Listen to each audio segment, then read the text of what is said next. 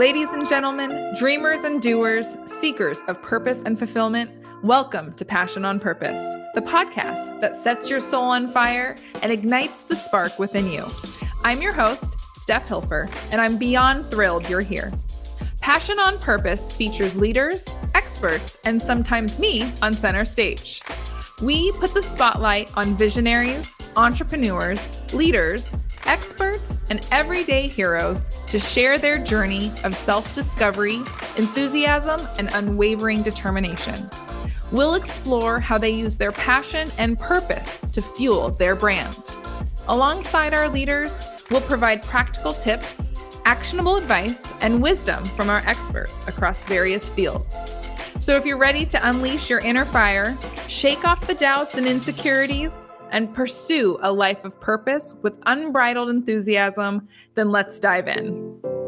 All right, guys, we are back with another episode of the Passion on Purpose podcast. And today I have an expert with me, Cal Beyer, with Holmes Murphy. I almost butchered the name there. You work with Holmes Murphy, and I have to read this, guys, because this is the longest but the best title I think I've ever heard. Cal is the VP of Workforce Risk and Worker Wellbeing. If that is not the best title to have ever, I don't know what is. I'm so excited to have you on the show, Cal. Guests don't know this, but I'm transparent to a fault. We have had the most fun last 5 months of trying to get you on the schedule. So I'm just so happy that we're finally here. It's great to be with you, Steph, and patience is a virtue. And this is going to be an incredible opportunity for us to help people who maybe aren't even aware that they need help, for someone they know and care about. Could even be a stranger. It's just an opportunity to teach about resources to help people in all walks of life address workplace mental health, substance misuse, suicide, and even opioid risk reduction. Thank you for this opportunity to share with your listeners. And I've just been a big fan of yours since we got introduced by a mutual friend. And I'll let you share that so I don't steal all the thunder. You read my mind. Yes, thank you for being here and kind of queuing up where we're going to go today. If you guys are fans and you've listened to the show, season 1, I had Laurel Youngstrom. She is with Youngstrom Safety. Her and her husband, who is a paraplegic, travel the world sharing their message. Laurel was kind enough to introduce Cal with me. And we, have a lot of, between the three of us, all of us, right? No matter what, we've all gone through struggles in our life. We all have known someone either very, very close or in our circle who has been a victim of mental health, a victim of workplace injury, unfortunate, taking of lives. There's been a lot. Every single one of us has a story around that. And so when Laurel told me, "Oh, you've got to talk to Cal," and I'm like, "Oh, okay, who's Cal? What's Cal do?" And I'm like, "Yeah, I got to talk to Cal." So I want to frame this up for you guys so that you have a good sense of where we're going. I want you to stick it out. Our experts, our expert episodes are a little longer, but we're going to give lots of actionable tips. So I want you to stick it out for this. We're going to start by Cal giving us a little bit of how workplace mental health is truly imperative for people to think about. It's imperative to think about safety, health, and wellness, all when it comes to workplace mental health. So we're really kind of just summarize how important that is. And then secondly, we've got to talk about how important it is to talk about the tie between the holistic approach, the comprehensive approach between the workplace and mental health.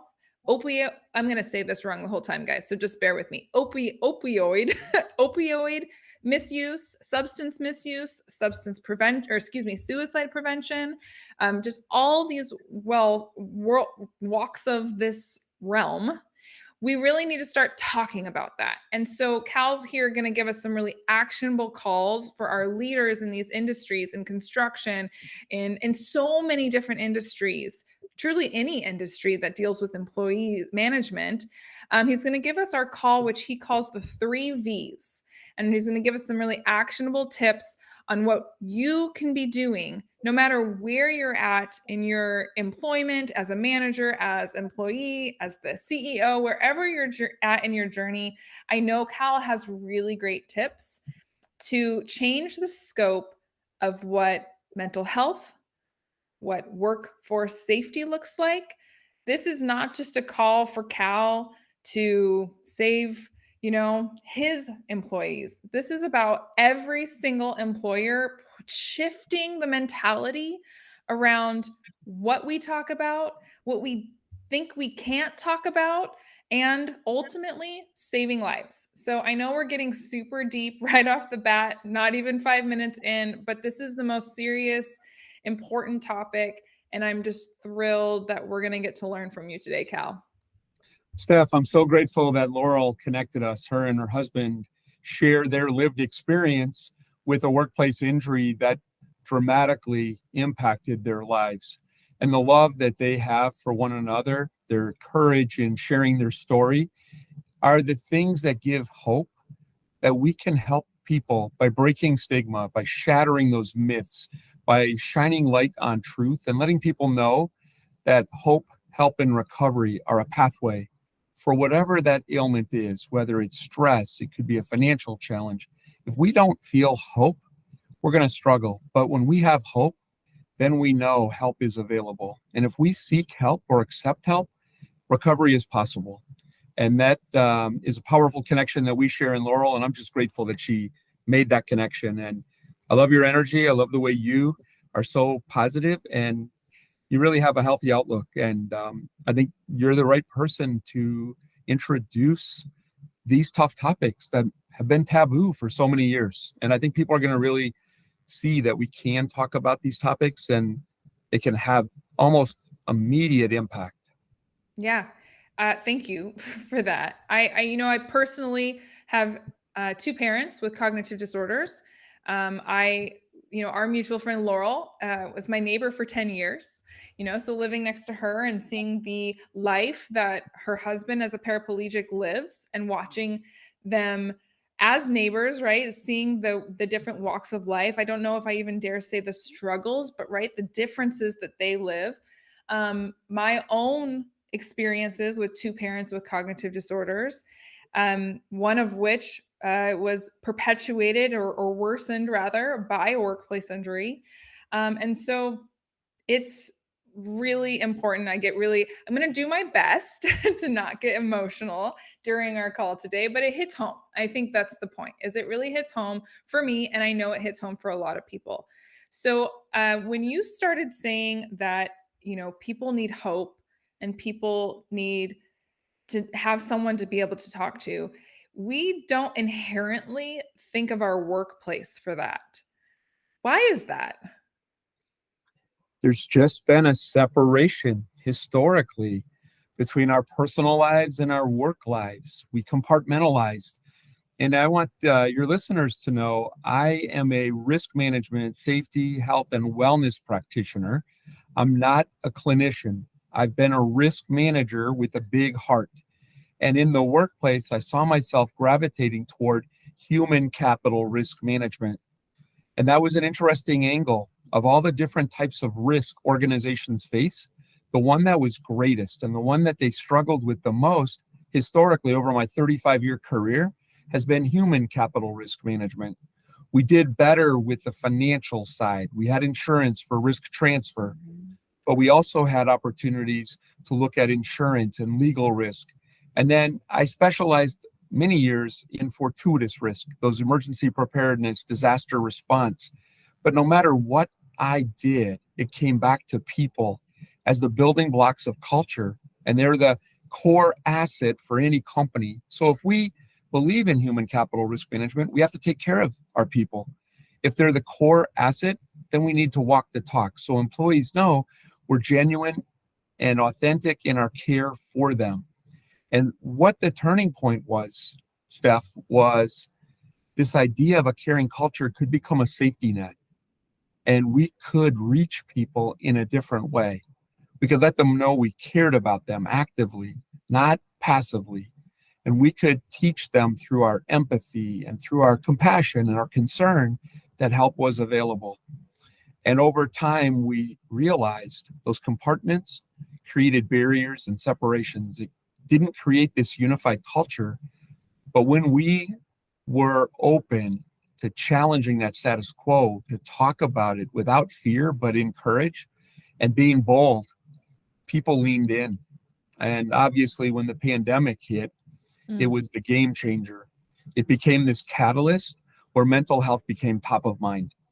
And now every work group, more or less, is expecting employees to offer support and assistance. I happen to be a boomer, and the boomers historically have gotten a bad rap for not being open to workplace mental health.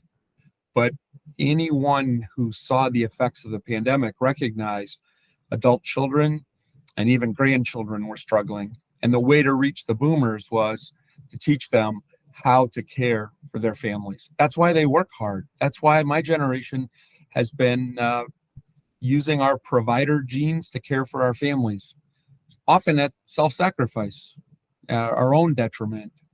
So, Steph, this was going to be a really wild ride today. I can tell already. Yes, I'm already thinking about, our boomer generation and how they were shaped to have such a divide when it comes to what you just said, right? To provide.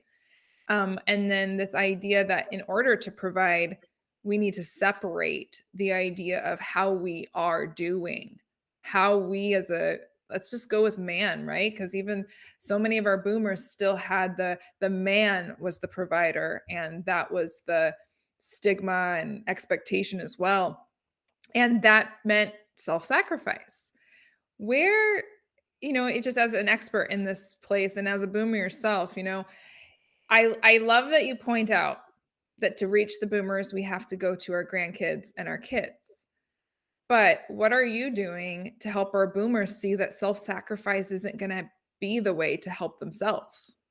Yeah, one really positive message is to let people know that we want them to get to retirement to enjoy their life and focus on injury prevention. When people say to me, what's the best strategy for safety and to win the hearts and minds of employees? It's to genuinely show that we care.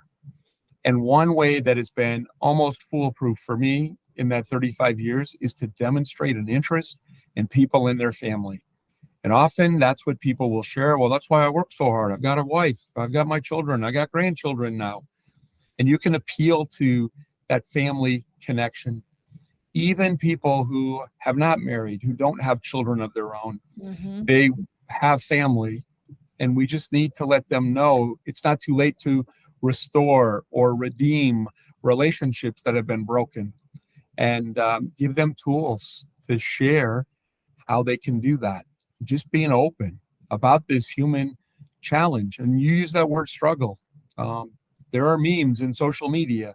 The struggle is real. And regardless of what that issue is, through an intentional mindset of being positive and having optimism, tapping into hope, we can change that mindset and move from a fixed mindset to a growth mindset. And when that is available and people don't feel judged, then we've got that possibility of hope. And so I could share many of these techniques, but appealing to that sense of family, sense of purpose, identify what's of interest to that individual and open the possibilities of them sharing that with others. Another strategy has been mentoring programs, tapping into those experienced employees, getting them to teach job and task specific training. Sharing their expertise with others is another way to showcase how important they are to the organization. Years ago, we worried about sharing because someone could replace me. But some industries like construction, where I spend a lot of my time, 500,000 people short. No one's going to steal your job. We're looking for future workers to share the burden. Mhm. But I think one Mhm. other technique would be, can we do a better job pre-planning for injury prevention?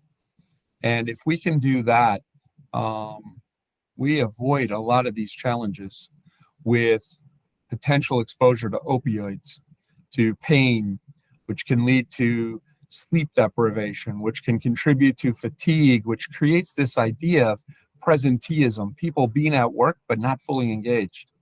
And that leads to distractions and a lack of focus, which leads to productivity challenges, safety issues, quality concerns, morale on job sites, in workplaces suffers, and nobody has fun in the workplace. Yeah. So if we can focus on injury prevention, we can minimize a lot of these challenges. So I hear there's three things that we should be doing, and that I would imagine you're helping through your speaking and through what you do as the VP of workforce risk and worker well-being. I hear three things. First of all, we need to show we actually care. So I want to dive into these deeper, but let me recap it. We got to actually show we care, right? We need to give workers, employees, the opportunity to share their passions with others without fear of losing their own, place in the workforce. And then we also need to be more proactive with injury protection or injury prevention. And I want people to hear this, right? We think injury prevention. And the first thing we think of is not breaking our leg. But I know just from our talk so far and what we've off air been able to talk about, we're also talking mental, right? We're Yes. also talking injury prevention in more than just what you can see, right?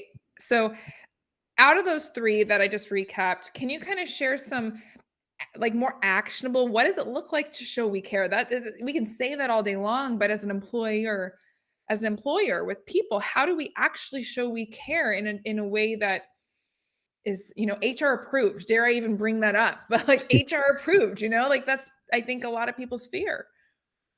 Yeah. I love the companies that I get to visit where culture is palpable. You can feel it. Sometimes from the parking lot, you'll see bright open spaces in a foyer. You'll see signs, posters.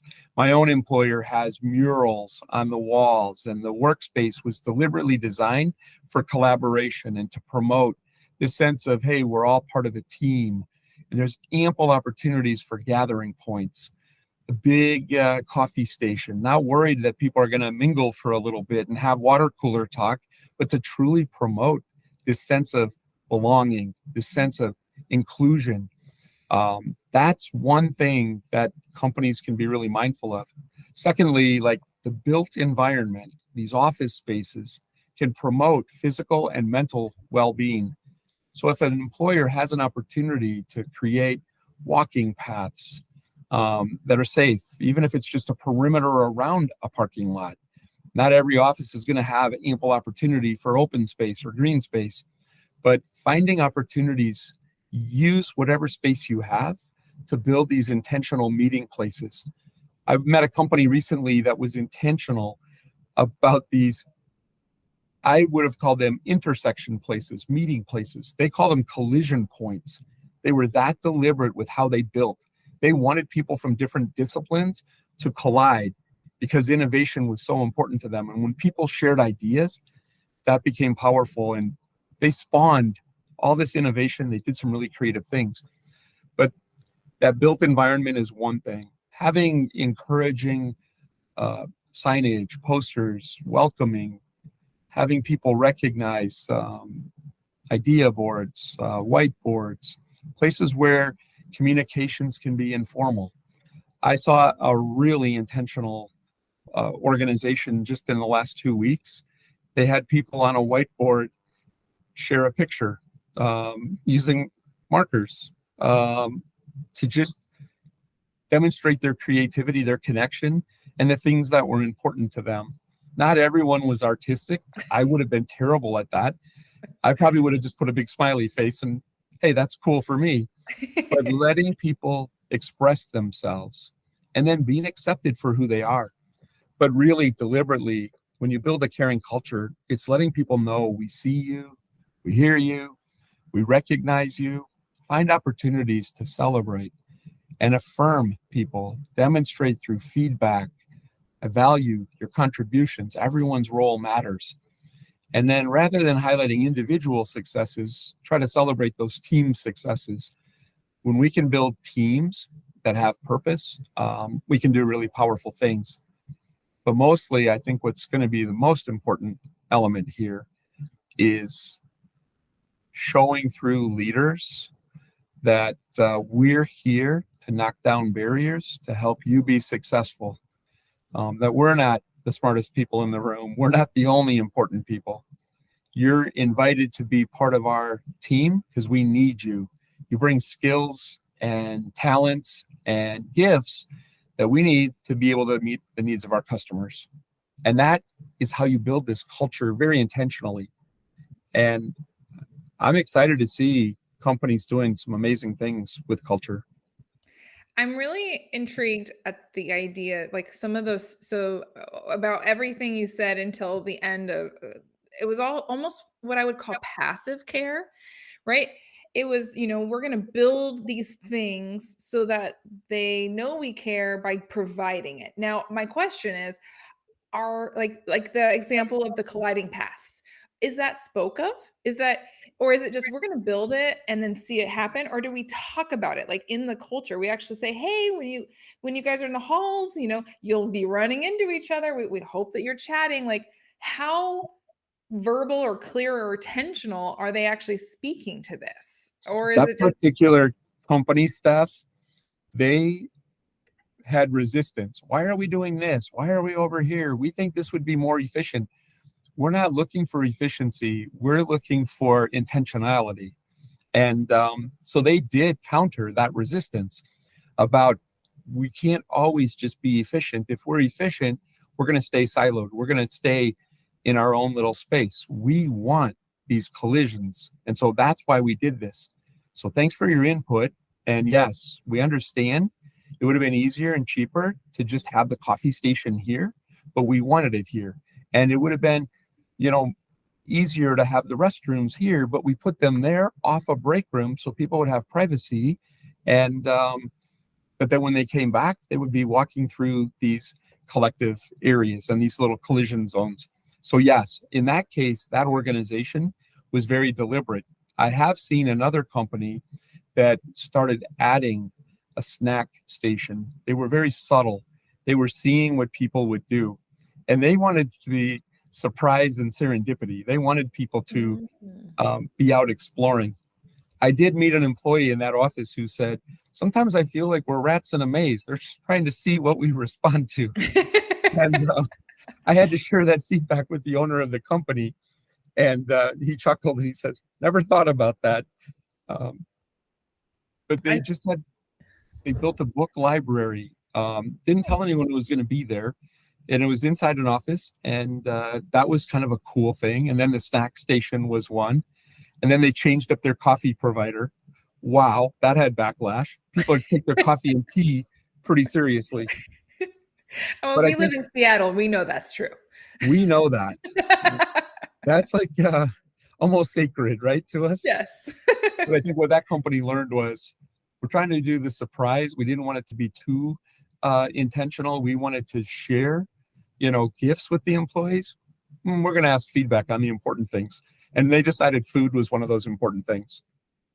I think what's really the underlying subtle thing that we haven't even talked about here is we're doing all these things to get people to intersect, to get people to come together, literally to break bread together, right? Have a snack.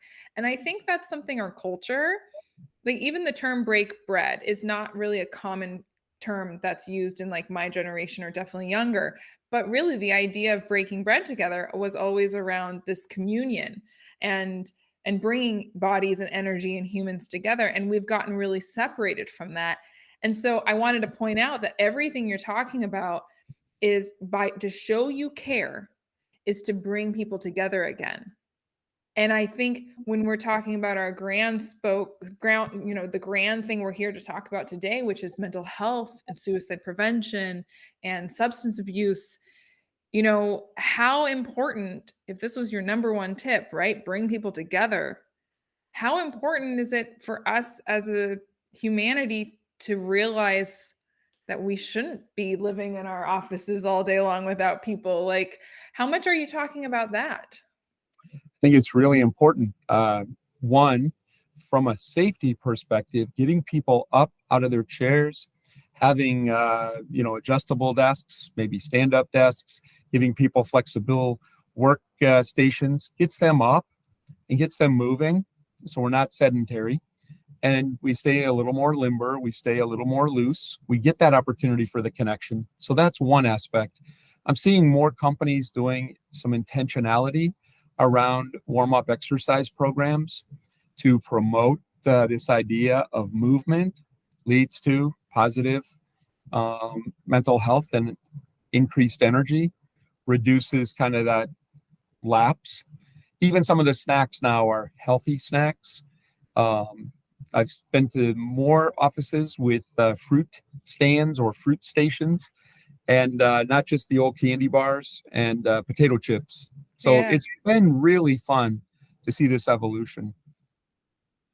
I'm so glad we got to touch on this idea. I'm thinking back to some of my past careers and some of the things that weren't done. I feel super blessed because I'm thinking back to thinking, there was a lot of that. I don't know if I ever correlated how intentional it may or may not have been, right? So I love that we're telling listeners to be more intentional, create that opportunity for togetherness, right? For companionship, for energy exchange, for inspiration exchange. And that will innately show your people that you care. Steph, this idea of culture and the employee experience is so crucial. It allows you to build in inclusiveness and belonging and purpose to your work. It also builds those bridges, the connections. People want to be part of something bigger than themselves, and it allows you to really use the workplace for creativity and to meet the needs of customers. And when you are empowering and engaging your employees to do great things, when those innovations happen, you can grow in ways that you weren't even thinking. You can expand product lines, product offerings, your success in the marketplace. You can keep things fresh and dynamic. The most important part with the culture like that, you're going to be able to attract and then retain your talent. Mm-hmm. And this is part of the workplace mental health as well. When you have a caring culture, there will be many organizations that are drawing people. You'll become an employer of choice. And when you have that and you have less turnover, you have fewer ripple effects, those externalities that become time sucks. I know it's not the most professional word, but I think people are going Yeah. to understand he's speaking truth here. Those time sucks that distract leaders from doing those important things. When companies are able to build that base of people who belong and they're looking out for one another, it reduces stress. And now you've got opportunities for pathways for healthy conversations.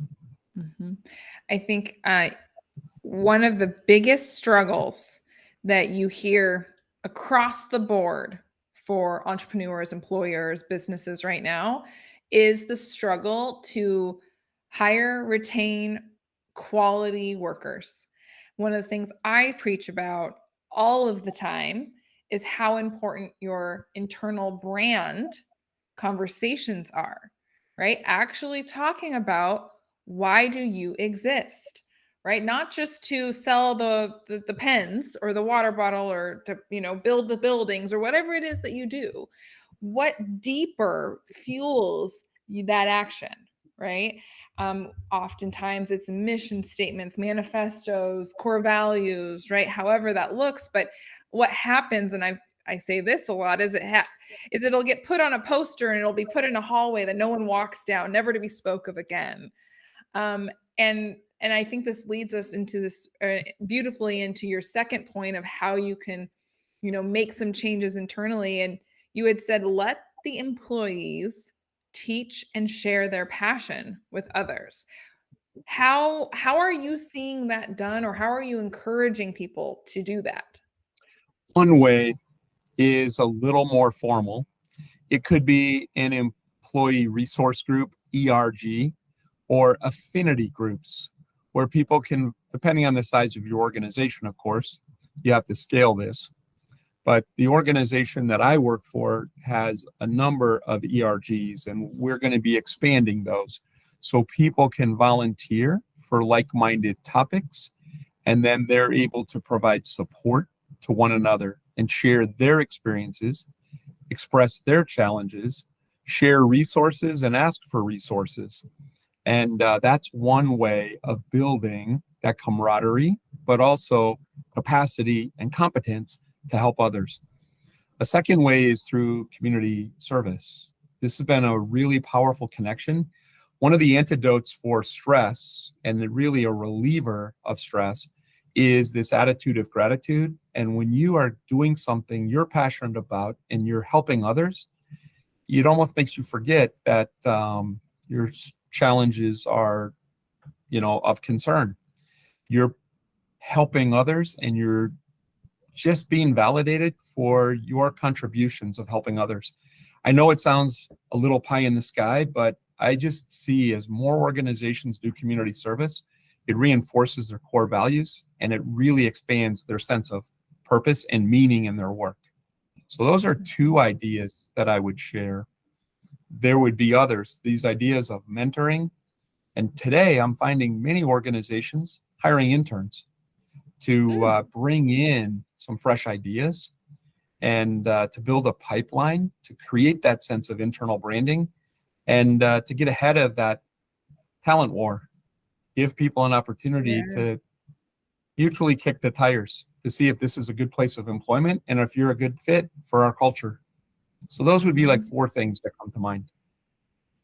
I think the one that is sitting with me right now is there's that silly joke, if you're ever upset, go to Mexican because no one's ever unhappy at like at a Mexican restaurant.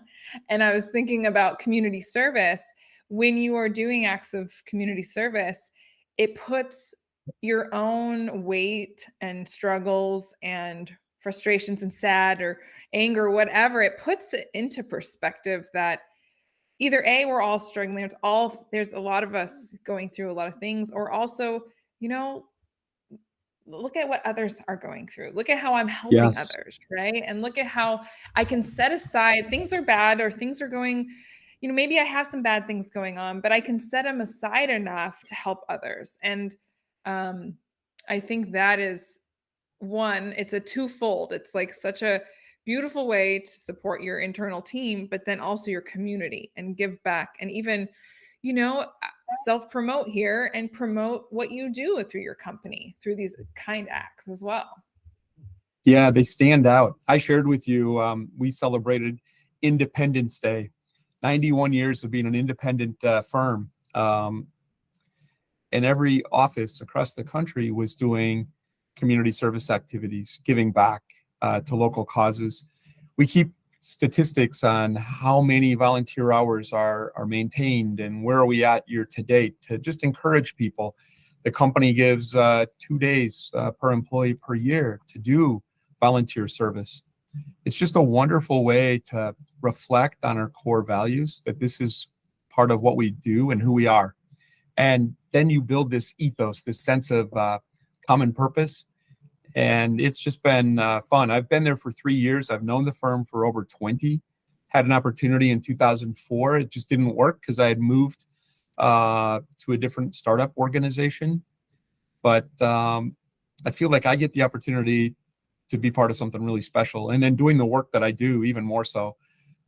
I have so Yeah. many supporters of the work that I do. I think it's fascinating because we haven't really talked much about what Holmes Murphy does, and how your role has trickled into not just supporting Holmes Murphy, but also the clients of Holmes Murphy. And I think, while I didn't, I want to make sure we get to a couple of the other actionable things. I want to take this middle moment for you to Sure. share how that looks, your role at Holmes Murphy and in your specific role with your clients. So, Steph, for the 7 prior years before I came to Holmes Murphy, I was working as a risk manager for a construction company based in Issaquah, Washington, with operations in multiple states. And we were a 24/7 operation, generally 6 days a week, but sometimes during the construction season, we were 7 days a week. And from the platform of risk management, they allowed me to build mental health and suicide prevention into our risk and safety culture. I didn't show up as the new guy talking about workplace mental health. I was looking to see how ready we were to make that change. So I was looking at, I called it safety as unusual. And people would say, what does that mean? Well, I'm glad you asked. And they kind of thought I was probably speaking in parables, but I wanted people to stop and ask. Well, I would say, what do you think is working? What do you think you would change? But the most powerful aspect was talking to people about, let's get you to retirement in better shape than what our industry has normally done. So things like musculoskeletal injury prevention, sprains and strains, let's focus on ways we could reduce those. And it gave me a chance to talk about how to avoid the risks of opioids. It gave me a chance to talk about teamwork and collaboration. And then we talked about nutrition, hydration, proper sleep, dealing with heat related illness in those summer months. And in the Pacific Northwest, we go from 60, 70 to boom, 80. And 80 Yeah. here feels like 90, right? Yeah. And 85 feels like 100. And so we need to find ways to teach people to look out for one another, to be observant.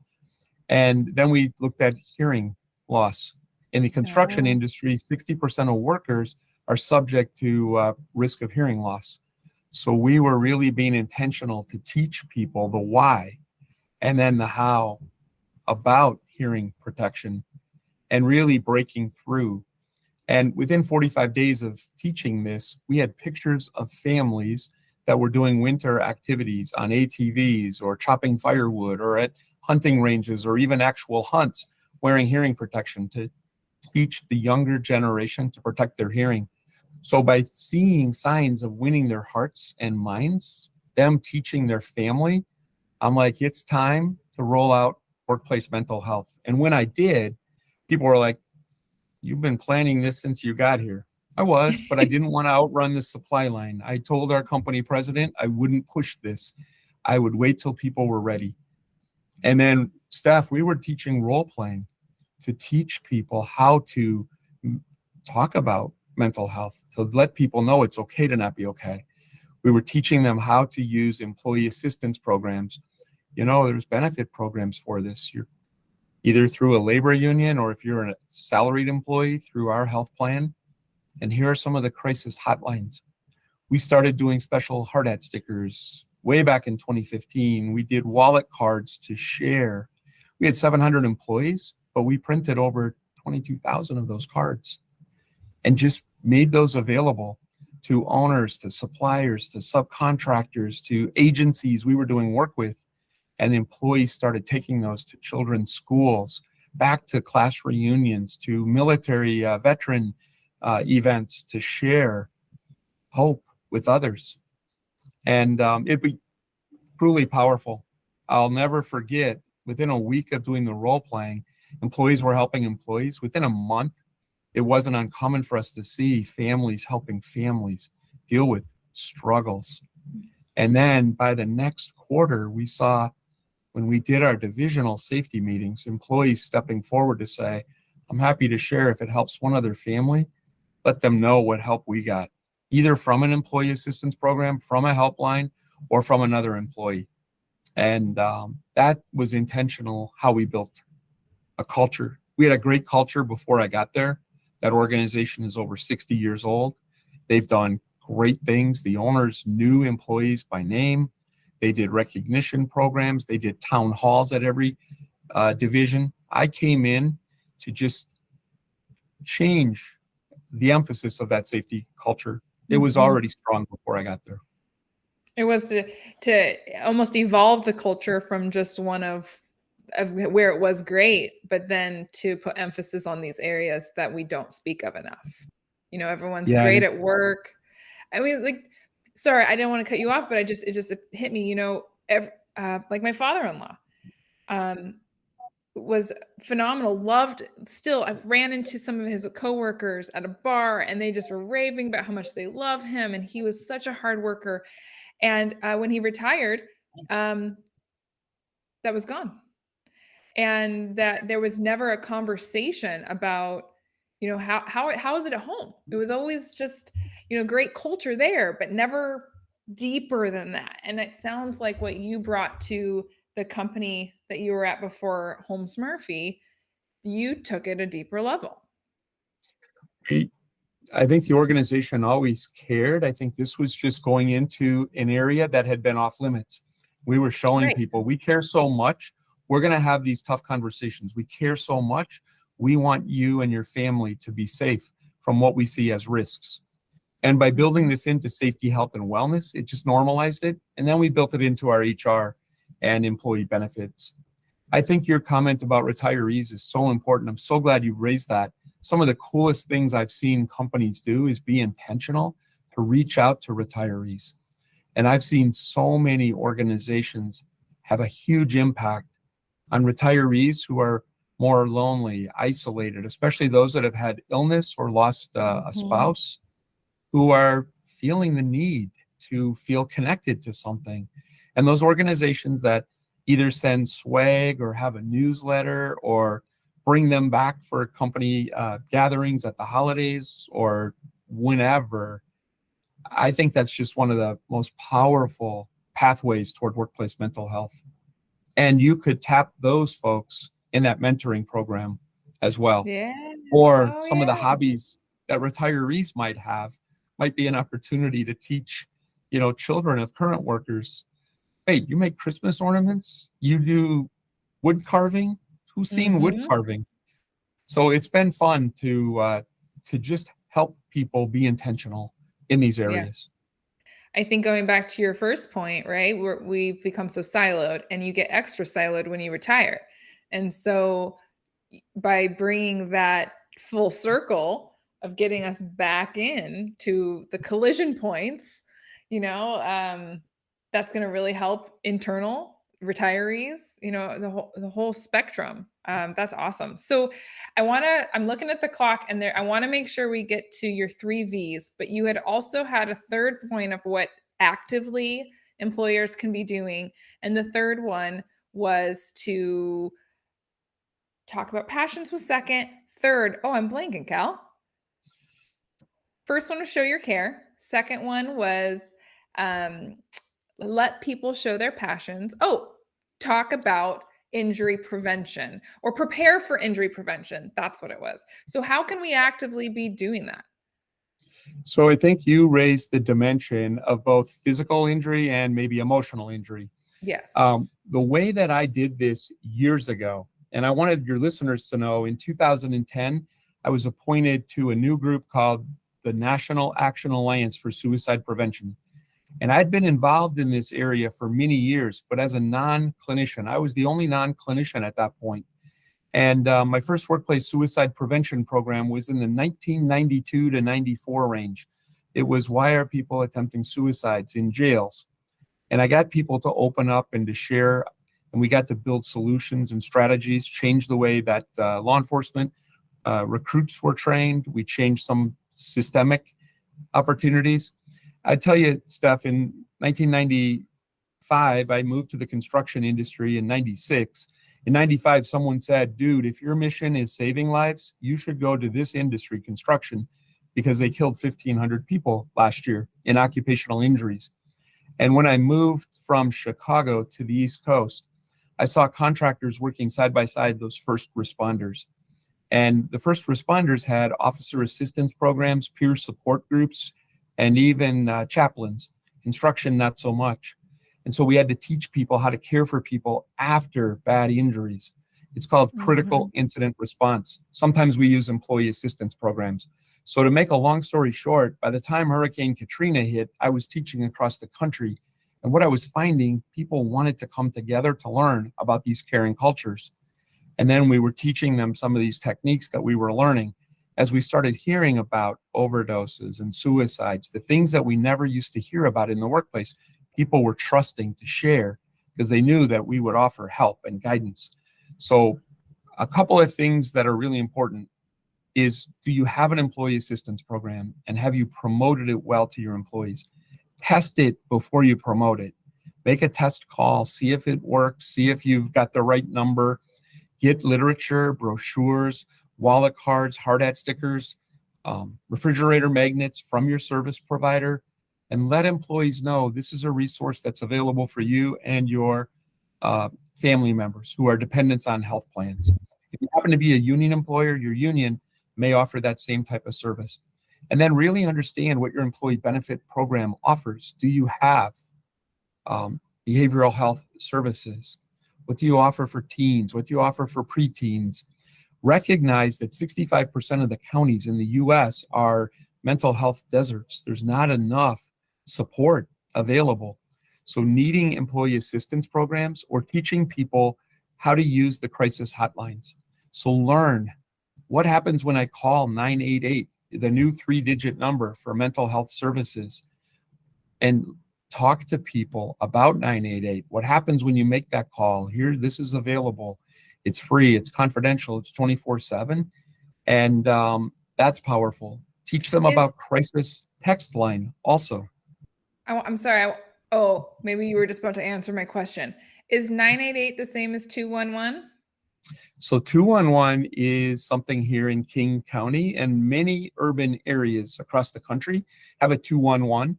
It is a government hosted service. Not all are 24/7, but it gives you the opportunity to contact someone and to ask for support from governmental agencies and even some social service nonprofits who can offer resources. So whether it's homelessness, you might need legal aid, you might need medical care, you might need help with a home repair. There's so many opportunities in 211 to just let people know help is available. The 988 is the former National Suicide Prevention Lifeline. That was a 10-digit number, and it was really hard for people to remember. 988 was to simplify it. Many people know before you dig, you have to call 811. In the old days, we had 411 if we wanted general information. 211, Steph, you're one of the few people that's ever brought that up. It's another great support that we have, and most of us don't know about it. And then we go, oh, geez, forgot about that. Yeah. 988 is an opportunity to receive confidential help from trained volunteers, and they've got access to a lot of resources. So if you're a family member concerned about someone, you can call 988 and the phone will be answered. Washington State has been a strong supporter. Oregon has been doing more in this area. Eventually, hopefully over the next 3 to 5 years, when people call 988, if there is a true behavioral health crisis, mobile response teams could come and meet with people instead of having a 911 emergency law enforcement response. The goal would be, how do we normalize mental health as just safety conversations and let me get you support. I think It's going to be powerful. And the crisis text line, you can text help or connect to 741-741, and that's available 24/7. And sometimes people don't want to talk. They just want to text. Or you imagine this stuff, the younger generation is going to be more in tune with texting. Yeah. And that's another opportunity, a pathway to show people help. Some are going to want to do it in that private texting manner. Others are going to be more comfortable with a call. I think 911, the idea of 911 emergencies, there's a car accident, there's, the physical element. We're so eager and easy. It's easy for us to call 911. There's no stigma around calling 911 when you need it. And I love that. And this is day one of me learning of 988, literally moments ago when you said it. I love how similar they are, because it's like that's going to be one step closer to normalizing that you can call for help for these needs. It doesn't, there's different needs and they look different, but they are equally as pertinent and you should have equal support. So I love that exists. Thank you for sharing that. I love how you just made that connection in the analogy, and it's exactly why we evolved to that point. Yeah. And Steph, I think the most important thing, again, if I use those 3 words, hope, help, and recovery, regardless of the issue, this is an opportunity for people to reach out for support. I want people to know we can't wait for people to hit rock bottom if they're dealing with a substance misuse. I understand this idea of tough love, but we need to let people know recovery happens in many different ways. It starts by breaking stigma. Sadly, I've had many people I've encountered over the past several years with the nation's worsening opioid crisis saying, well, overdoses are a consequence of bad decisions. And I want to educate your listeners really briefly the importance of first dose prevention. We're dealing with a contaminated drug supply. We're dealing with many people who became addicted initially with OxyContin. And then when laws reduced their ability to continue getting the medication they became addicted to that they were told was non-addictive, they had to turn to the street. And that was where heroin and other medications were being used. And yes, they were illicit, but these were people who would have been sick without that. Now we have a synthetic called fentanyl, and one dose can kill. And parents, have the conversation with your children and your loved ones and let them know that you can talk to me and I will help you and I won't judge you and I won't ground you for life. I will help you address this opportunity. But I want parents and all family members to understand there's three leading gateways to new opioid addiction. It's prescriptions for on and off the job injury. Non-opioid pain medications are available. There's alternatives. Ask doctors, dentists, surgeons for a non-opioid and to ask them what the strategy is to have my loved one off opioids by day 5. It's not foolproof, but the research shows addiction can start with day 1 for some individuals, but generally for the broader population, day 5. Secondly, surgery. Up to 9% of people who have surgery end up with an opioid addiction. The range is 8 to 18%, depending on the type of surgery. Again, non-opioid pain medication exists. Ask for it. Is it appropriate for my care? If you need an opioid, what's the plan to get me off it within day 5? And the third is called diversion of leftover pills. Every year, there's an oversupply of 2 to 3 billion pills left over after surgery. 90% of us don't properly dispose of those. So use some form of drug deactivation pouch or take them back to a pharmacy kiosk or use local law enforcement has an annual DEA event. What I like about the drug deactivation products, it gets rid of it now. You're not hanging on to it till the next DEA take back day. But this would be an opportunity, test 211. Where can I dispose of opioids? And if not, Steph, I'm going to be happy to share resources where people can find these drug deactivation products. They're Deterra drug deactivation pouches or a product called RX Destroyer are two that I know well. Okay. And they're being sold now in pharmacy stores and retail chains. And I can also share information with you if people reach out to you and want help, how they can find that. But realize the risk is real, and we can take a role in eliminating a lot of the new addiction by just having honest conversations and recognizing there's things that we can do to prevent that first dose.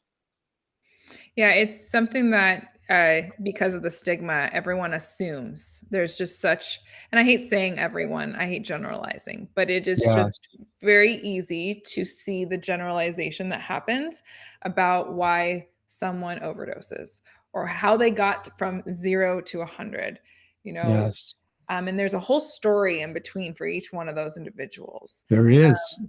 We don't think about that story unless we've personally dealt with it. Um, sorry. These are hard. These are hard stories. They're tough narratives. They And are. Um, I, sorry. I didn't mean to didn't mean to get not at emotional. all. But they're hard and they all hit differently and we all have things we maybe have never even shared. So it's just important to know that what you've got going on. Sorry, I need to regroup.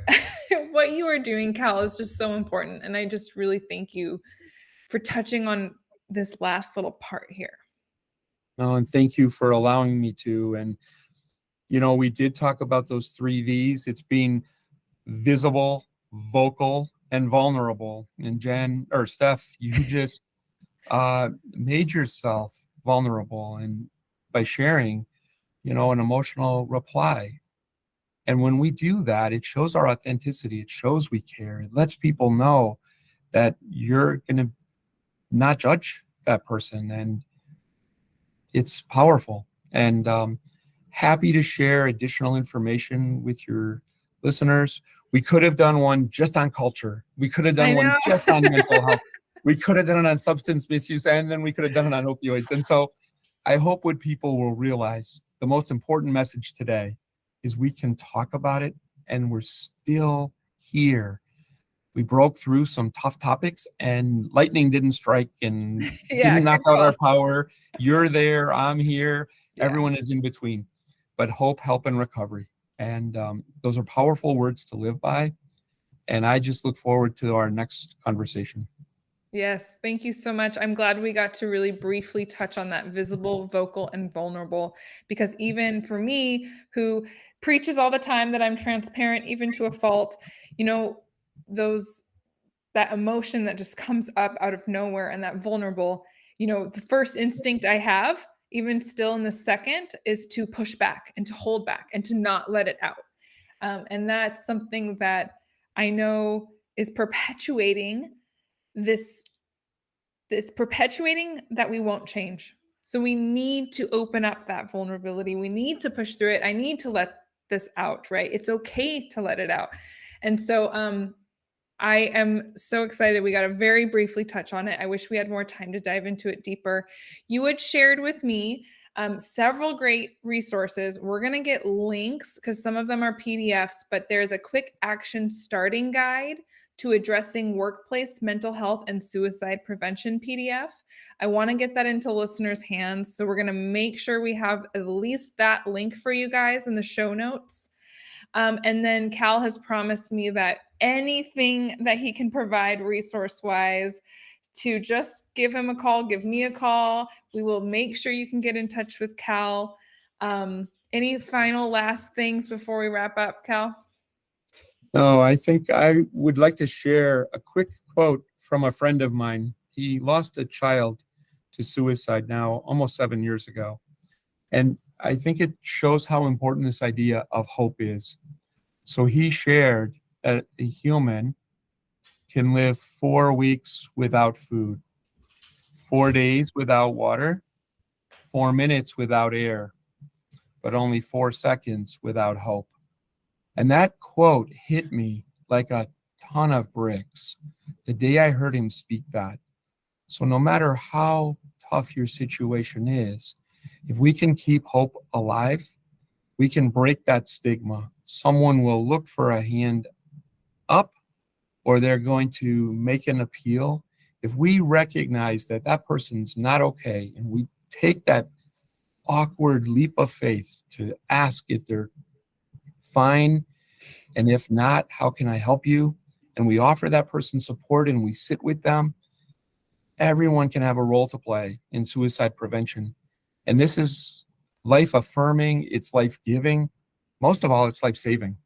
And so that gentleman's name is Ray Stenline. He's from Minnesota.